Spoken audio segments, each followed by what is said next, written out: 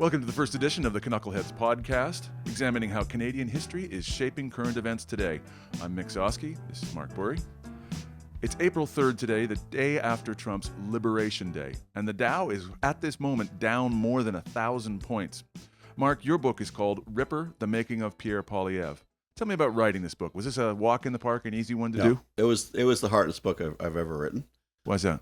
I thought it would be a lot easier because there's all kinds of people who know him, and he's alive, and there's tons of media. But it was a very, very difficult project, partly because of the tight deadline, but not exactly.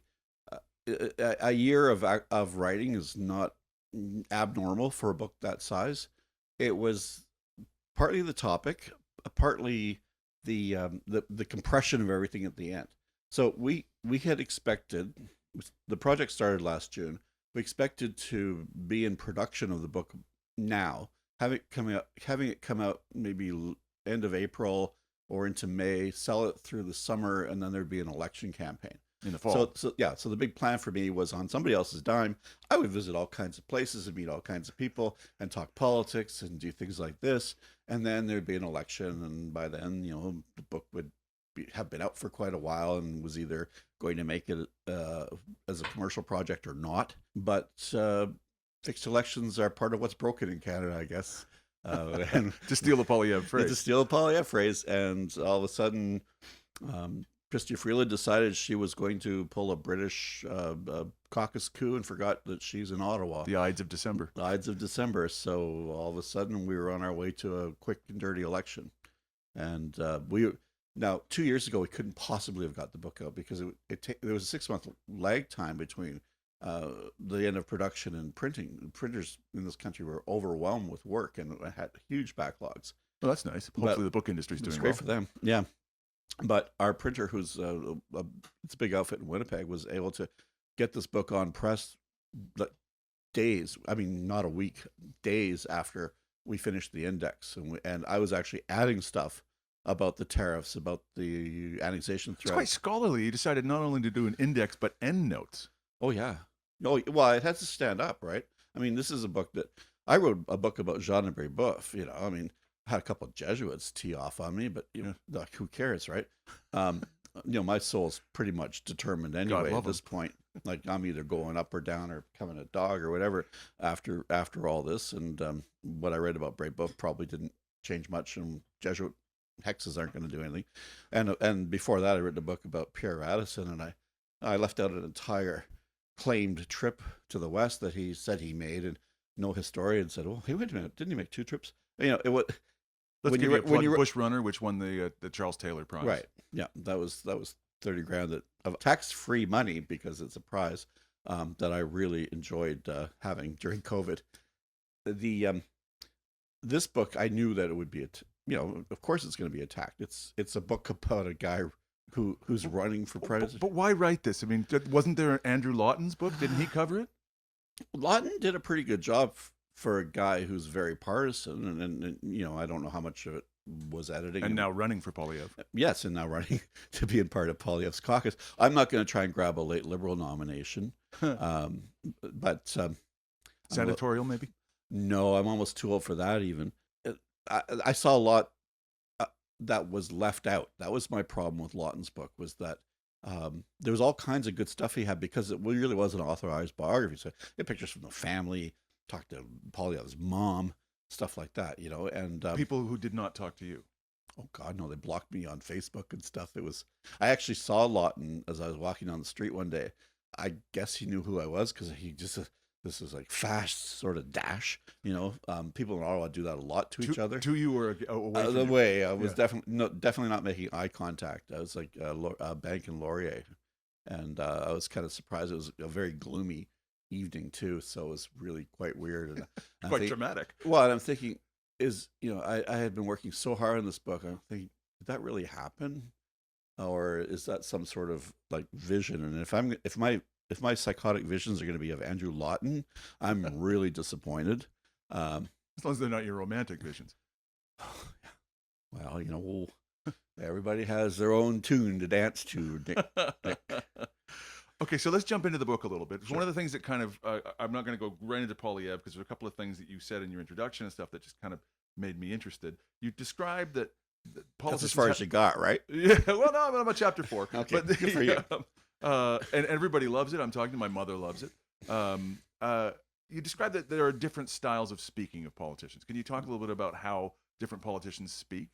Yeah, I mean, I talk about the empathic daddy style of Justin Trudeau, where he's explaining something to the wayward teenager, but he loves you when he does this, and but he has to explain it very carefully because you're really not that quick. And Chrystia Freeland's grade 2 school marm thing, where she's straightening you out all the time because you two are quite stupid. And I think that was one of the problems that she had in retail politics. I'm not saying anything about how these people worked or governed or whatever, but those were two big problems for the Liberals. Pierre Poilievre has a way of speaking that is quite different from most Canadian politicians. Even I compare him to Deef because I think they're about the same level of skill as opposition leaders. But Diefenbaker's style was quite a bit different too. Diefenbaker was sort of a vengeful God on high kind of. And I guess the media and the public wanted longer clips back then. Oh yeah, Diefenbaker didn't have to worry about sound bites. God, if he had, he'd been done. He didn't have to worry about speaking French either, for that matter. And things were a little different. Poilievre mastered the soundbite just as the soundbite became a thing. In the 90s, in the early 2020s, where the soundbite got smaller and smaller and smaller. Radio clips are like micro now. TV clips are so small, and he has a real ear for a lot of things like that.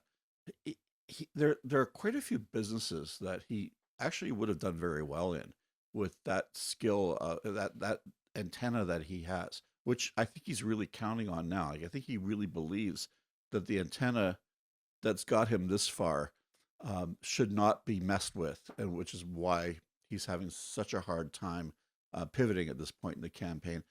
He may also believe that conventional wisdom, which I would agree with him, is not particularly accurate in Canada. And what do you mean? Well, when I was writing the book, people say, "Well, why are you writing a book about Poilievre?" And well, because this guy's going to be fighting for office, and he was way ahead in the polls when you started. Well, everyone told me he was going to win, and I mean, well, no, I mean, every election can be won or lost. And we're still 4 weeks away, so anything could happen at this point. 3.5. This is a very quick campaign, but Canadian campaigns, if you look at, let's knock on a few. 84, where Turner goes in ahead in the polls and comes out with his ass handed to him by Brian Mulroney.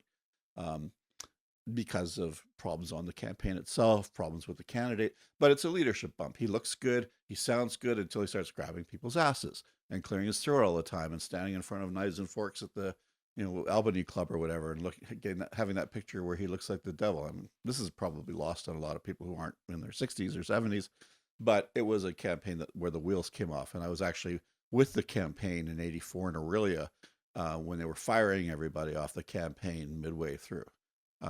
Trying to find a staff and stuff, and that's a real lesson for Poilievre, and he probably knows this lesson. Don't fire Jenny Byrne? Well, if you do, you're going to pay. You're going to pay even among people. You're going to pay among the people who love Jenny Byrne, which is still a fair chunk of people. And you're going to pay among people that might have voted for you, but now you look like you're in real trouble. And people like to vote for winners. A vote is often as much of a bet as it is a choice. Jenny Byrne being a backroom organizer with a long history and a great record of success. Well, no. What? Well, she has had successes. Yeah, so she's vilified for one Harper loss. But yeah, but there's a loss that got them out of government, for God's sake. Okay, that lost them a majority government. But whether that's do you think she was responsible for the barbaric practices? No, well, I don't know about that particular thing, but everybody involved in it had to wear it. I mean, Harper, you can't say that Jenny Byrne did that whole campaign because Stephen Harper was a control freak. Yes. The guy who decides, likes to pick out which stamp is going to be issued has handed an entire campaign to Jenny Byrne, his third run at government to Jenny Byrne, and he's like stepped aside, and now, oh my, Jenny's lost. Like, no, but she is controversial. She is lacking in skills like empathy and things that an ability to connect and No wonder they dated. yeah, and somebody posted a picture of them on Twitter, kind of mocking them, and it was the cutest picture. She looked so in Well, love. there's lovely pictures of them kissing. They look like a nice couple. Yeah, she is pretty. Well, since we're saying something nice, Okay, say something nice about Poilievre. I mean, you They say were- many things about him that are complimentary. There are things about that man that I really like.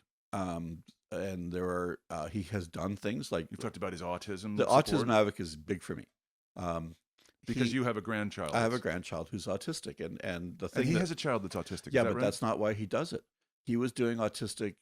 He was doing I've been advocacy. surprised to see his children out on the campaign with one of them having autism. Seems to be surviving the public acclaim and focus without. It's pretty amazing. I'm thinking that kid's doing pretty well. Yeah, well, as parents, they would know whether that would be a stimulus that would Right, of be course. distressing to the child or not. Right. But the thing with him was that he was actually advocating for autistic parents before he had an autistic child, before I had an autistic grandson. But I had an editor at Law Times who has an autistic son, and she had been fighting that fight for years. So I'd heard about that fight, and it's not a glamorous fight, and it's not politically. There's not a lot of votes in it. You're not going to raise money from big walleted donors by fighting for help for autistic parents, and he was actually pushing back against the provincial Liberals in Ontario. I don't know what got him interested in it, what motivated him. When it comes to the autism file, I'll take my friends where I can find them, and I was very, very impressed with his work on that. I like the fact he works hard. I work hard. I'm not a big fan of sloth. I in a way admire his dedication, even though I don't agree with his politics particularly.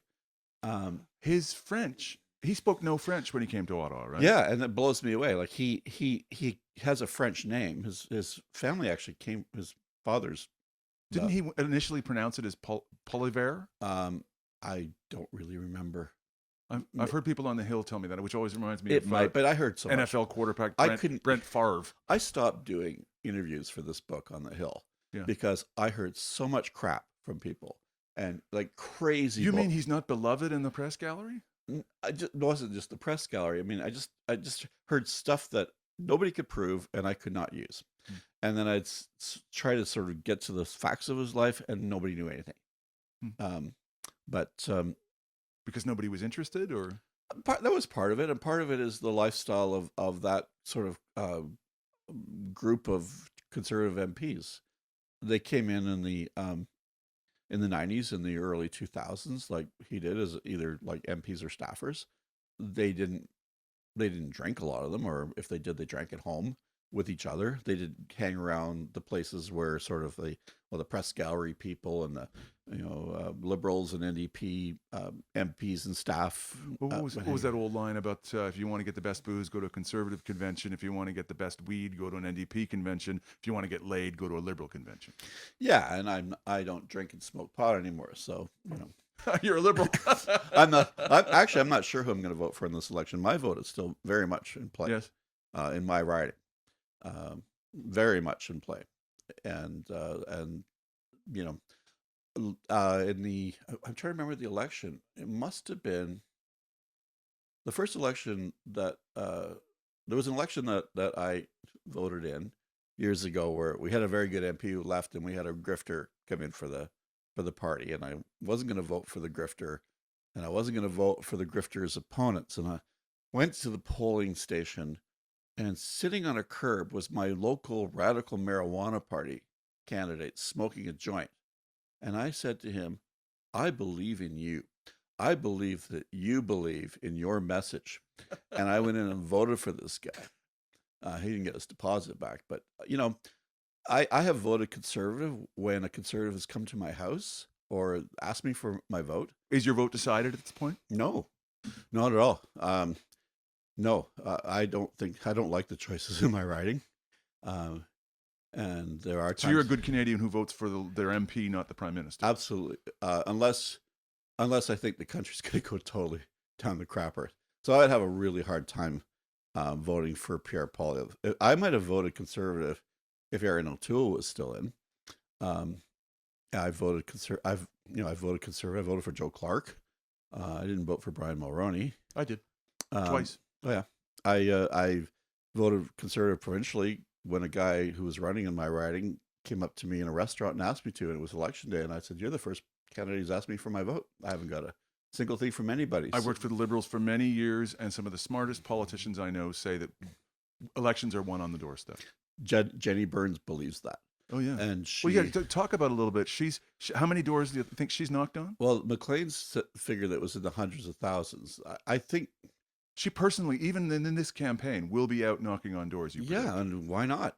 Because she's supposed to be in the war room. She's supposed to be directing the troops from on high. An election's coming. If you haven't got the signs made and the ads bought and stuff, and if you can't trust the people that you delegate jobs to, then your campaign's already in deep trouble. But if you want to know what's really happening, you have to talk to people on doorsteps, and you can't just talk to one, because some people are super partisan, some people are super nice. But you'll get a consensus if you knock on enough doors and go to enough different places. Sure, but since we're talking about campaigning, talk a little bit about the Conservatives' media strategy. Yeah, this is the problem they have is that they actually believe in a lot of their own myths. One of their myths is that the media in Canada, which I think is far too conservative, at least most outfits are, is their enemy. This is something they picked up from the Americans. It's just become a chant in their minds now. Harper believed that too.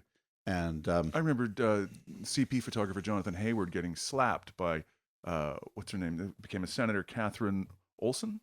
Oh yeah. Because Hayward was trying to take a picture of Harper doing the Death Watch shot, right? Harper coming off the airplane. All the photographers take that picture in case the politician slips. Right. And she went up and slapped the photographer. Yeah, that's just stupid.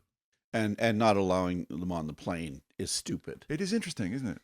Yeah, they think they can replace that coverage with their own coverage on YouTube and through the media that, well, the sort of pseudo media that exists. That social media. No, well, social media partly versus legacy. I mean, no, well, social media, but there's another media. There's social media, there's legacy media, and then there's a sort of a partisan thing that looks like media that's not really media by professional journalistic standards.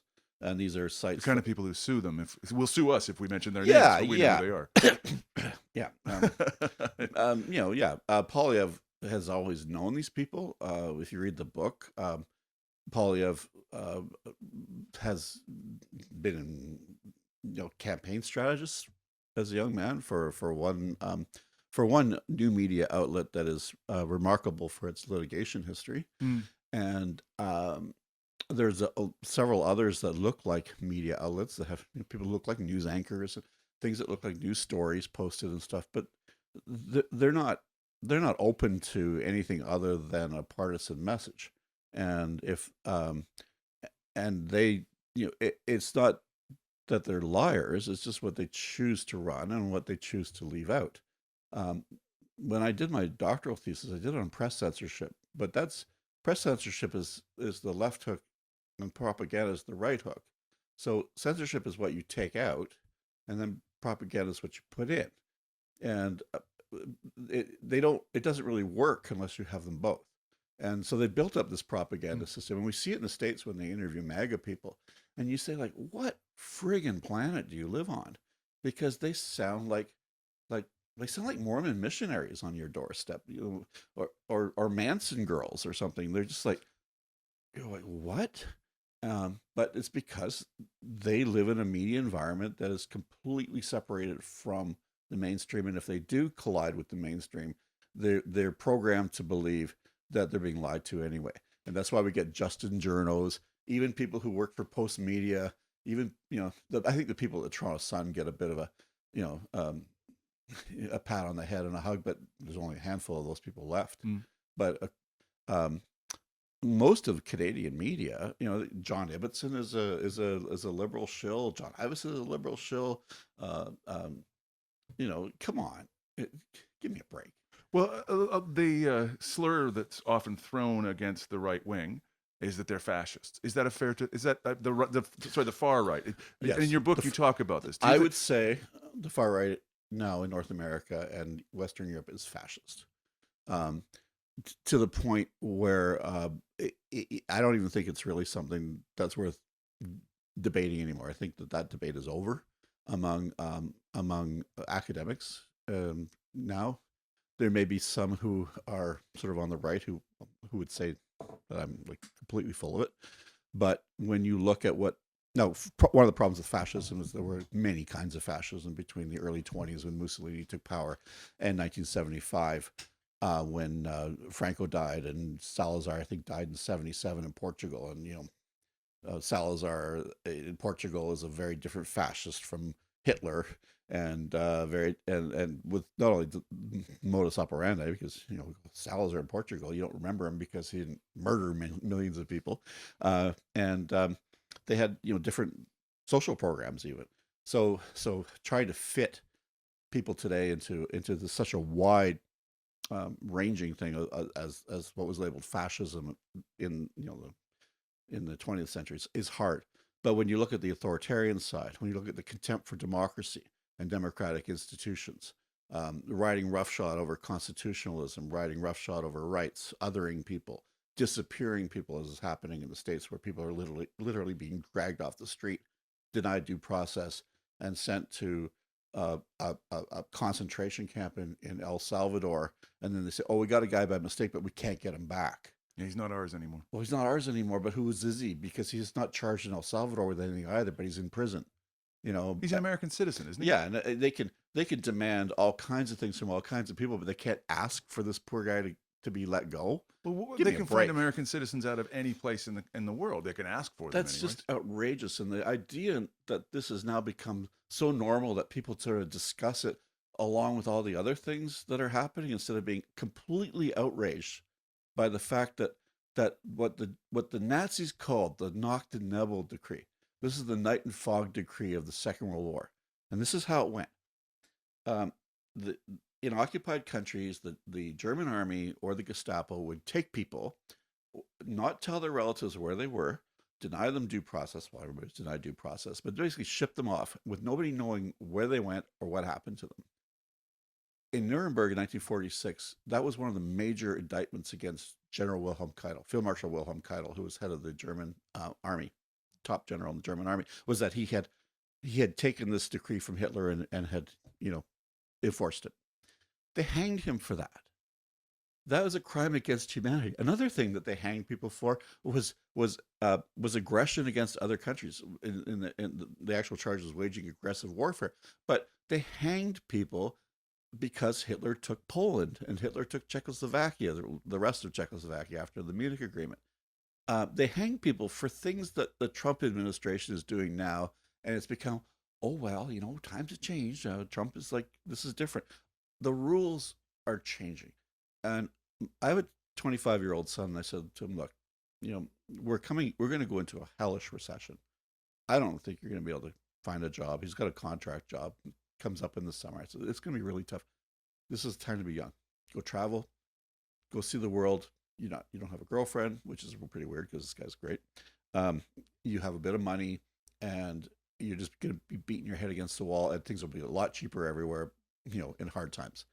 And that's where we're at right now. We're in, and I said we're in the beginning of a revolution now. Whether you've talked about, I mean, in the book you talk about the idea of authoritarians lambasting a certain part of the economic class, saying that there is a wealthy class of economic bloodsuckers. Yeah, yeah.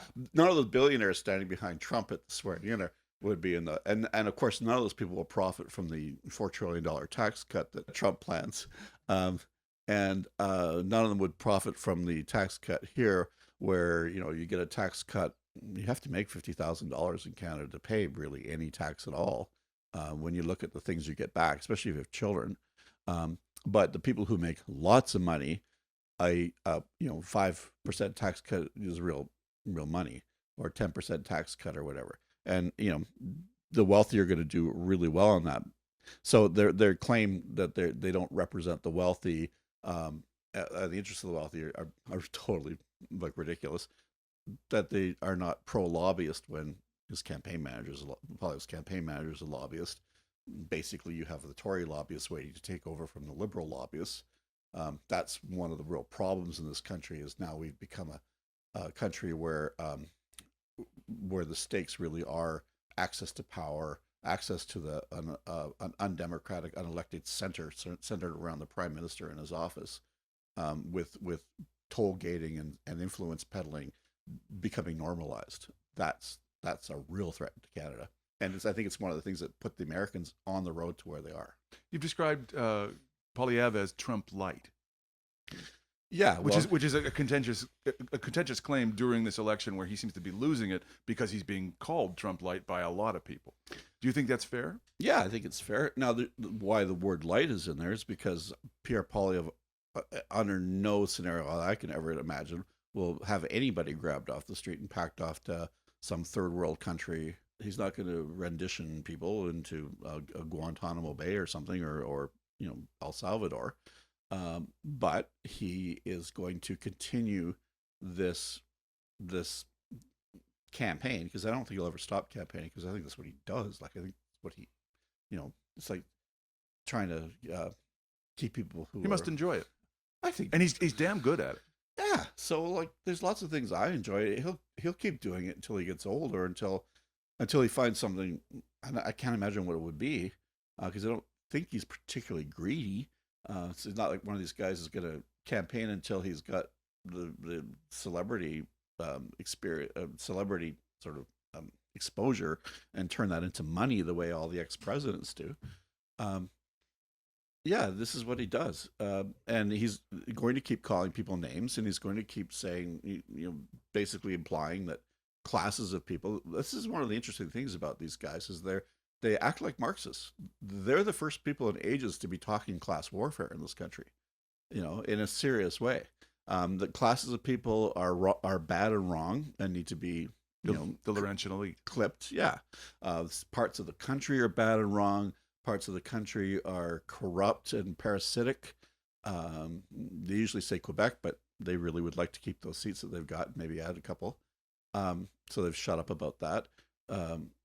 That a lot of the things that curtail power, like the courts and media, are illegitimate and stacked against them. So in a lot of ways, both the message itself and the way it's delivered are very Trump-like. But then again, Trump is part of, I wouldn't say a conspiracy, but at least a movement in Western countries. Partly, I think, pushed by the Russians, and partly homegrown, because the post-war boom is obviously not coming back economically in countries. And in Eastern Germany, the entire rebuild of East Germany has misfired. So if you overlay the AfD, which is the neo-fascist party in Germany, their vote strength exactly matches East Germany, the old East Germany. So these guys are around all over the place. So each country now has one.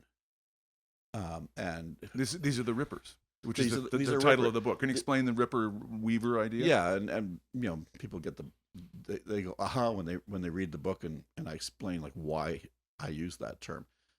It comes from David Brooks, the columnist in the New York Times, conservative columnist, who talked during beginning of COVID, about how there are two types of politicians: rippers, who are basically really good at opposition, really good at finding issues, and sometimes even finding things that really need to be fixed, but don't really have the ability to pull people together like weavers do. So he had rippers and weavers, and he said weavers being the one that weave together support, and pull together support, pull together consensus, get people to work together. The way that the premiers have been pulling together in Trump, and throw in the prime minister, and to deal with the Trump stuff, versus somebody who's Daniel Smith, who's not, and who's basically saying that she's still attacking our side, whether she's right or not, whatever. But there was a consensus that we just shut up about Canadian problems and deal with this foreign thing, because it doesn't matter. The things that she complains about don't matter, or at least a lot of them don't matter, if we don't have a country anymore. And we don't, they think, people of Smith's ilk seem to think that we can make some kind of great deal with the Americans when they take over, that we'll just become Americans. Well, it's pretty good for the oil and gas industry. No, it won't. It'll be terrible, because the whole drill baby drill thing is predicated on two ideas. One, which she seems to buy into, is that supply and demand and price are not connected, which you learn in the first week of first year economics. Right, you do a really good takedown of the National Energy Program, that the grievances of Alberta are misplaced. Yeah, energy prices fluctuate anyway. You throw, they go up usually when there's a world crisis, but they don't go up as much anymore, because the Americans are now net oil exporters. But they export a lot of their own stuff because they can't process it, which this could change and should change. If they have any sense at all, they're going to retool their refineries. But Daniel Smith seems to think that drill baby drill, if everybody opens the taps and fracks everything, that the price of oil is not going to come down, that it's not going to be $15 or $20. And of course it's going to be $15 or $20. And Alberta, all of the things that the federal government spent money on, like pipelines and stuff in Alberta, like what was it, $38 billion to build a pipeline? Washington's not going to pay that kind of money. Washington's not going to do a damn thing for Alberta's oil infrastructure or pipeline building into any other. Isn't Trump making noises about reopening the Keystone Pipeline? Well, they might do that to integrate Alberta oil into the American system, but it's not like there's a surplus of oil sitting around Alberta that can't move. The thing that they were pushing for was oil exports, to the coast, and then liquefied natural gas exports, which I think the government of Canada would have agreed to if they believed that the situation in Eastern Europe was going to stay the way it is long enough for all that investment to pay off. And that's a real crapshoot, that that Putin won't be overthrown, and Russian gas won't be moving through the 3-foot wide pipeline back into Germany and France, And if that happened, our liquefied natural gas, it would just be another boondoggle on the East Coast. Let's just start to wrap up by the idea of one of the opponents of Poilievre. They like to malign him by calling him Jeff. Is that fair? No. His birth mother was very young, 16 or 17. People fight about that too, which is just ridiculous. She was what she was. She was a young girl who got pregnant. Was Catholic by the looks of things, because she gave the baby up to a Catholic adoption. She didn't get an abortion. She had a baby. She had another baby later with a different guy a couple of years later, who is Pierre's half brother and actually was raised by the same family. She had him as a baby for a very short time and sort of tentatively called him Jeff. And but he is Pierre Poilievre. Pierre never used the name Jeff. He never used it. His friends in grade school found out. He knew somehow, and the only way they could have found out was from him. And I guess he told them or something, and then they started throwing it in his face. So his name is not Jeff, and it's not Jeff, whatever his mother's birth name was. He is Pierre Poilievre. I mean, he was raised by the Poilievres. And it's a very interesting story there, too, which we don't really have time to get into. But no, come on, give it to us. It's in the book.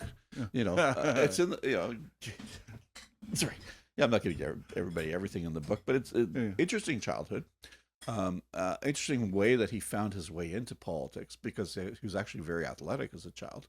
And, right, and he had an injury that took him off the field, yeah, right? And then his mom, basically, his dad was a big part of his sort of sports life and camping and very outdoorsy. And his mom started taking him to rallies and stuff and talking politics with him and stuff. And she's pretty conservative. She's probably more conservative. I don't understand the LGBTQ stuff with Poilievre, whose father came out and Poilievre voted against gay marriage.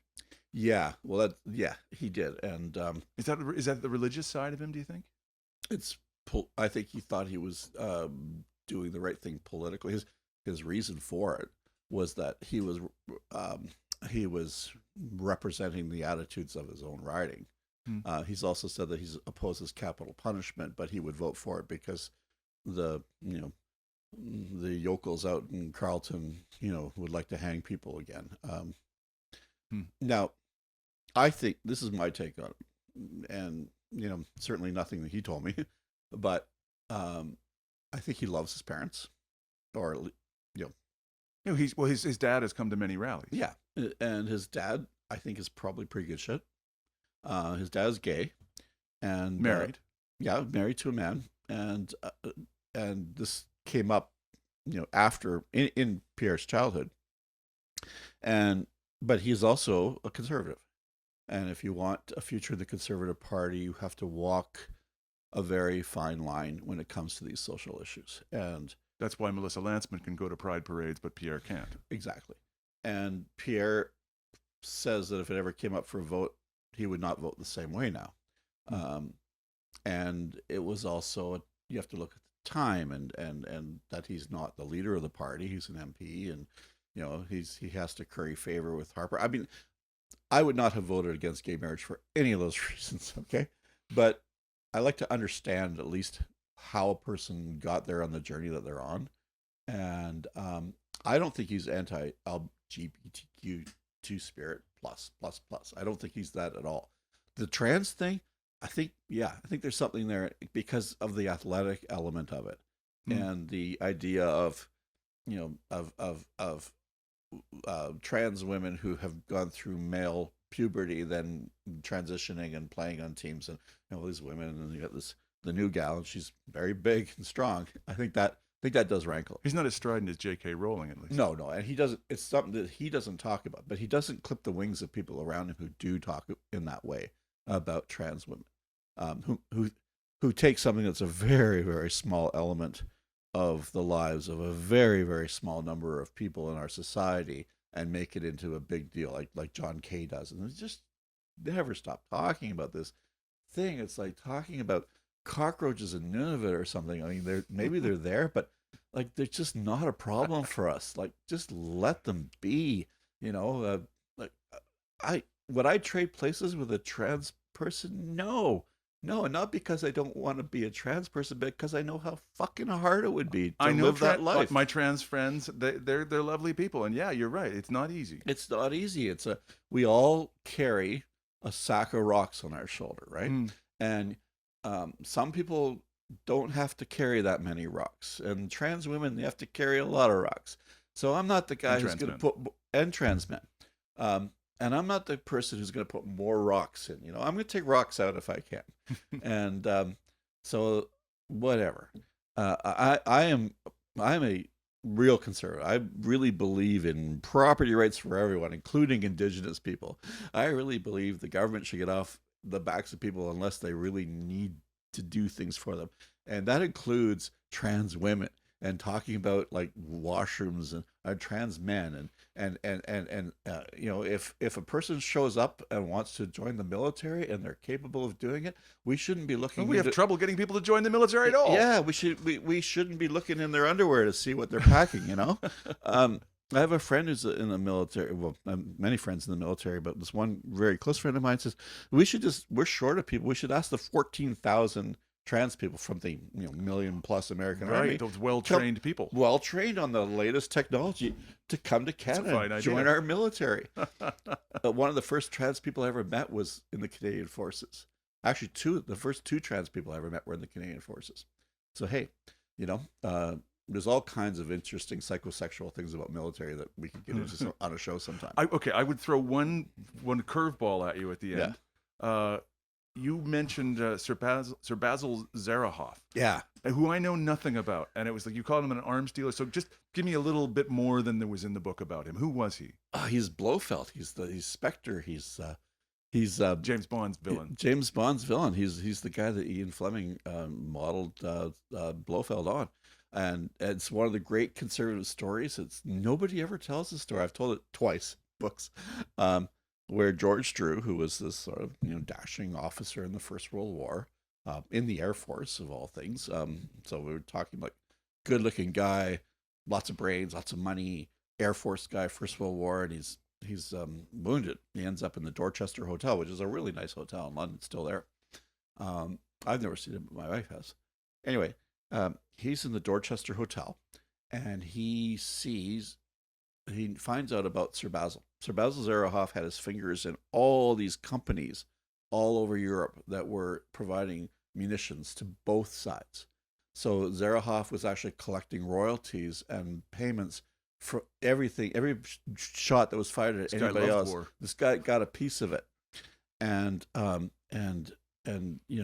was this belief among lots of people, including conservatives, that there were war profiteers who kept the war going because they were making so much money. And this guy Zarohoff, came onto Drew's radar while he's in the Dorchester, recuperating.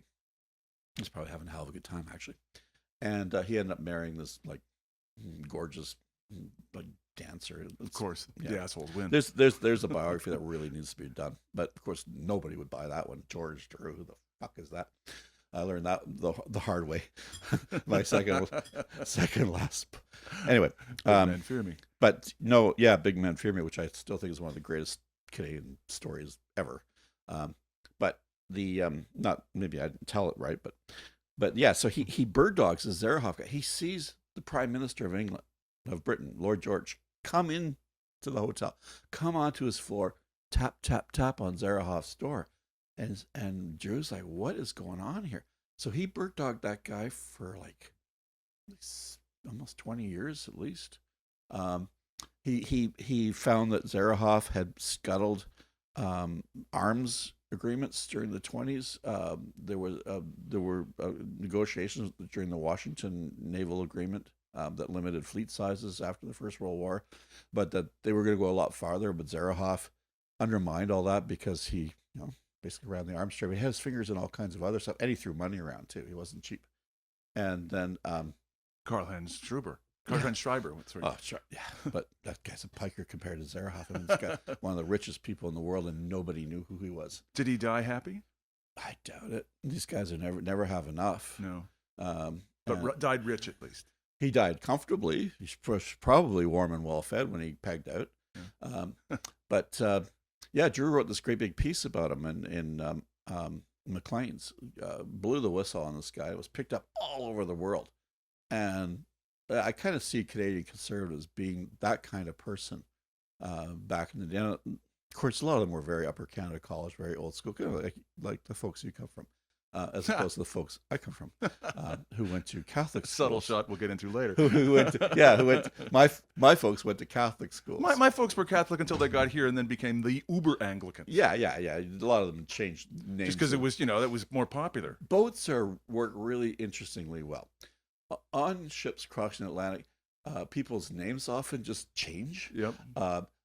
Germans who are like von Schnuck, or who are the Schnuck family becomes the von Schnuck family on the way across, or whatever. The Gzowskis, they stop being connected to the Russians and stuff, and they become like Polish aristocracy, and then become Anglicans. And okay, then I'm not picking that one up. Oh but Okay, Count Gzowski, you are a count, by the way, and you can use that to get a good table in London. Well. And give my love to the Countess and the little Countettes there too. The Countettes. Yeah. They probably don't even know that, right? You probably didn't even tell them. No, of course I've told them. Okay. Yeah. But we should wrap this up. Okay. Sorry, but yeah. But the point of all that, and I'm sure you'll Zarohoff, is that Canadian conservatives were not always tub thumpers looking like they were running revival meetings. Right. There were intelligent, educated people who basically had a view of the world that combined an element of empathy with an element of small government and a belief in the ability of people to do well if they knew what they were doing. And if they and in Canada, conservatism meant confederation. It meant free trade across Canada. It meant opening borders. Now, a lot of this flipped. What we think of as liberalism now was actually the conservatism of Sir John A. Macdonald and of John Diefenbaker. And if we got time, I'll tell you, like, and I talk in the book, John Diefenbaker, the great Tory right-wing populist, opposed deployment of nuclear weapons in Canada and the deployment of American military in Canada, opposed the free trade with the United States, and wept at the raising of the maple leaf. and wept at but he did that because he liked the British connection, but there are a whole bunch of things that he stood for the Conservative Party would completely denounce now. And that's and he opposed any Canadian participation in American wars. Though the Pearson government realized that to at least to stay in office, and they paid a big price for this with the Americans, that they had to not get involved in Vietnam either, which is why Lyndon Johnson, who was a giant of a man, picked up Lester Pearson, by the collar when he was prime minister, and just shook him like a dog shakes a cat. We have had our run-ins with the Yanks before, but not like this. Not since the Civil War. Well, we got lots to talk about today. We should talk about. We should do one on the Civil War in the States. Sounds good. And how that. I'm fascinated by that. Yeah, and don't know very little. Yeah, that's okay. I'll walk you through it. And the annexation movements of that time, and the weird, footsie stuff that went on here with the Confederates, especially among our conservative elite, which was tied into the British elite, which was making tons of money off American cotton, which is also kind of related to the Fenians who attacked us. Yeah, absolutely. And it was the first time and actually the last time until this century that you needed a passport to cross the border. Well, that's been fabulous talking to you, Mark. This is episode 1. I'm Mick Gzowski and Mark Bourrie. And we'll do this every week if we can. Awesome. All right.